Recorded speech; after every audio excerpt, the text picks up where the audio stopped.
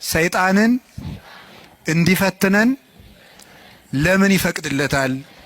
ሶስተኛ በሉ እግዚአብሔር ሰይጣንን እንዲፈትነን ለምን ይፈቅድለታል ነው።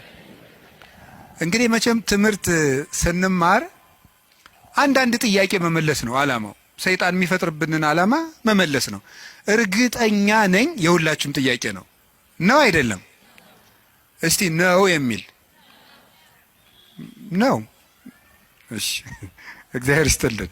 የሁላችሁም ጥያቄ ነው። ካልሆነ እንለፈው ርስን። የሁላችሁም ጥያቄ ነው። እሺ በብዙ ሰው የማያምኑ ሰዎችም ይህንን ይጠይቃሉ። እግዚአብሔር መልካም ከሆነ ለምንድን ነው እንደዚህ ያለ ችግር ሲደርስብን ዝም የሚለን? ለምን ዝም ይላል እግዚአብሔር የሚል ነገር አለ። መጽሐፍ ቅዱስንም ስናነብ የሚጋጭ የሚመስል ነገር ብዙ ነገር ታገኛላችሁ። የመጀመሪያው እግዚአብሔር ባህሪው መልካም ነው። ባህሪው መልካም ነው። በሱ ዘንድ ክፉ የለም። አልወ ጽልመት ውስተ መክፈልታቲሁ። በእግዚአብሔር በባህሪው ኃጢአት የለበትም፣ ነውር ነቀፋ የለበትም። እስመ ንጹሕ አጠባያቲሁ ለእግዚአብሔር። የእግዚአብሔር ባህሪ ሁሉ ፍጹም ንጹሕ ነው። እግዚአብሔር ባህሪው ንጹሕ ነው። ፈቃዱ ደግሞ መልካም ነው። ኄር እግዚአብሔር ለእለ ይትዔገሥዎ ወያድኅኖሙ በጊዜ ምንዳቤሆሙ። እግዚአብሔር ለሚታገሱት ሁሉ እግዚአብሔር መልካም ነው፣ በመከራ ቀንም መሸሸጊያ ነው ይላል ትንቢተ ናሆም ምዕራፍ 1 ቁጥር 7 ላይ እግዚአብሔር መልካም ነው፣ በመከራ ቀንም መሸሸጊያ ነው። እግዚአብሔር መልካም ነው፣ በመከራ ቀንም መሸሸጊያ ነው። ወምስካኢነ ውእቱ አምላኩ ለያዕቆብ። የያዕቆብ አምላክ መጠጊያችን ነው። ወበይንተዝ ኢንፈርህ ለማድለቅለቀት ምድር ወለመኒ ፈለሱ አድባር ውስተ ልበ ባሕር። ስለዚህ ተራሮች ተነስተው ወደ ባህር ልብ እንኳን ተነስተው ቢገቡ ወይም ቢነቀሉ አንደነግጥም፣ የያዕቆብ አምላክ መጠጊያችን ነውና። ይሄ እግዚአብሔር መልካም እንደሆነ ነው የሚያሳየው። እግዚአብሔር ያበርህ ሊተ ምንትኑ ያፈራህኒ። እግዚአብሔር ብርሃኔና መድኃኒቴ ነው፣ የሚያስፈራኝ ምንም የለም። እግዚአብሔር ምእመና ለሕይወቴ። እግዚአብሔር የሕይወቴ መታመኛዋ ነው። ምንም የምፈራው ነገር የለም። እመኒ ጸብአኒ ተአይን እይፈራህኒ ልብየ። ሰራዊት እንኳን ከቦ ቢወጋኝ እግዚአብሔር መታመኛዬ ነውና አልፈራም ይላል። ስለ እግዚአብሔር ብርሃን ነው፣ እግዚአብሔር መድኃኒት ነው፣ እግዚአብሔር መልካም ነው። እሱ ራሱ ኖራል። አነ ውእቱ ኖላዊ ኄር ዘበአማን።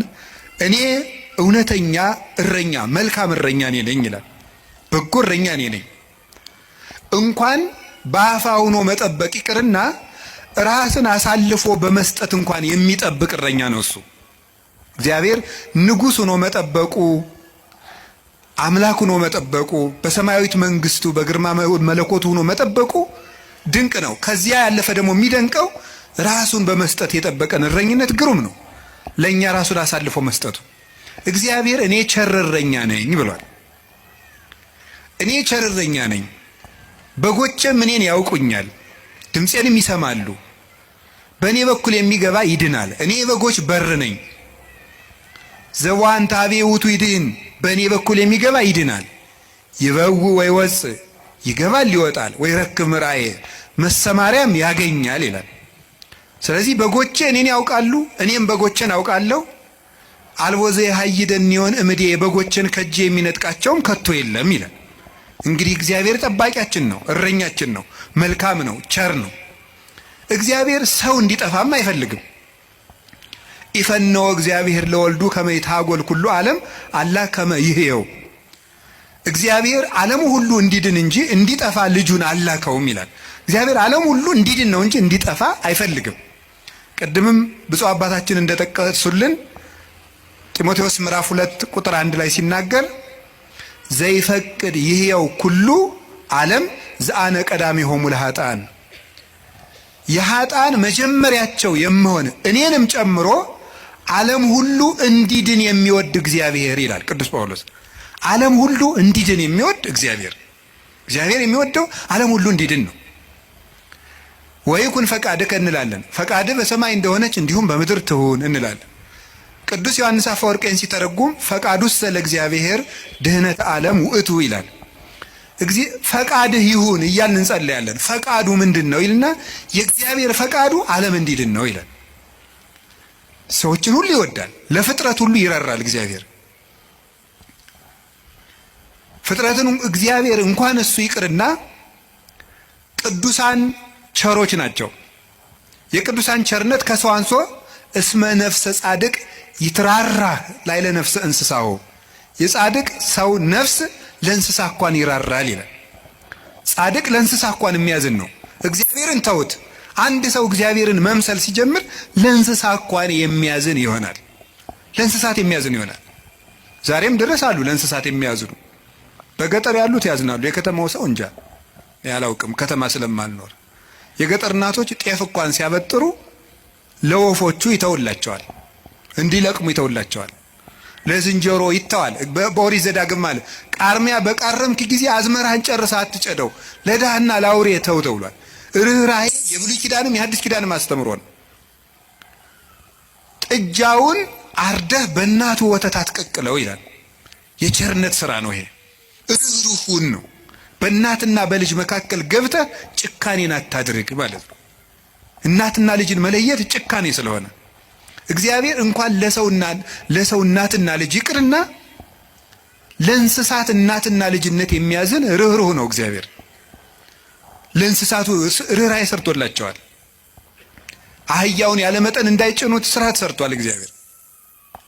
በሬና በሬ እንዳይዋጋ ስርዓት ሰርቷል። አንዱ በሬ የአንዱን በሬ ወግቶ እንዳይገድል ኦሪት ዘጸአት ምዕራፍ 21 ላይ እንደተጻፈልን። ስለዚህ እግዚአብሔር ለእንስሳት እንኳን እንድናዝን ፈጥሮናል። ለሁሉ ልክ መልክ ሰጥቶ ነው የፈጠረ እግዚአብሔር። ሁሉም እንኳን እሱ የእሱ ቅዱሳን እንኳን ቅዱሳን እሱ የፈጠረው ፍጥረት እንኳን መልካም ነው። 6 ቀን የፈጠረው ፍጥረት ሁሉ ወሬ እግዚአብሔር ከመሰናይ እግዚአብሔርም ያ መልካም እንደሆነ አየ እያለን የደመደመው የፈጠረው ፍጥረት ሁሉ እግዚአብሔር መልካም ነው። እንግዲህ እግዚአብሔር መልካም ከሆነ ቸርም ከሆነ እንዳንጠፋም የሚፈልግ ከሆነ እንድንድንም የሚፈልግ ከሆነ ቸር እረኛችንም ከሆነ እሱን ከተጠጋን ምንም የሚነጥቀን ከሌለ በሱ ስም እያመንን እሱን ጥግ እያደረግን የሱን ስም እየጠራን እየጸለይን እያስቀደስን በጎ እግዚአብሔር የቲዶ ክፉ ይደርስብናል የሚል ጥያቄ ሁላችንም እንጠይቃለን። ዲያብሎስ ራሱ ክፉ ነገርን ያመጣና እግዚአብሔር ቸር ከሆነ ክፉ ነገር ለምን አመጣብህ ብሎ ደግሞ ይጠይቀናል።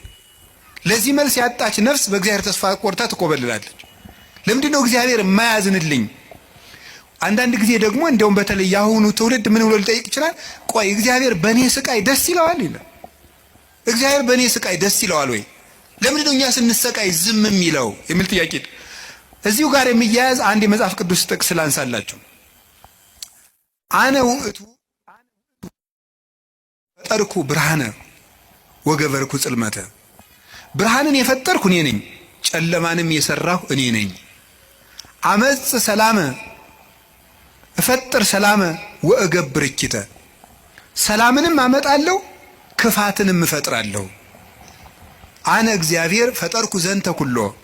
እኔ እግዚአብሔር ሁሉንም ይሄንን ፈጠርኩ ይላል ትንቢተ ኢሳይያስ ምዕራፍ 45 ቁጥር 6 ላይ እኔ እግዚአብሔር ሰላምን አመጣለሁ ክፋትን እፈጥራለሁ፣ ብርሃንንም ፈጥሬያለሁ ጨለማንም ፈጥሬያለሁ ይላል። እዚያ ላይ እግዚአብሔር መልካም ነው አለ። አሁን ደግሞ እዚህ ላይ እኔ እግዚአብሔር ክፋትን እፈጥራለሁ ይላል። እግዚአብሔር ክፋትን ይፈጥራል? ምን ትላላችሁ? እንዴ እፈጥራለሁ ያለ እኮ ራሱ ነው። እግዚአብሔር ራሱ ነው እኔ ክፋትን እፈጥራለሁ። እኔ እኮ መጽሐፍ ቅዱስ ላይ ነው የጠቀስኩት።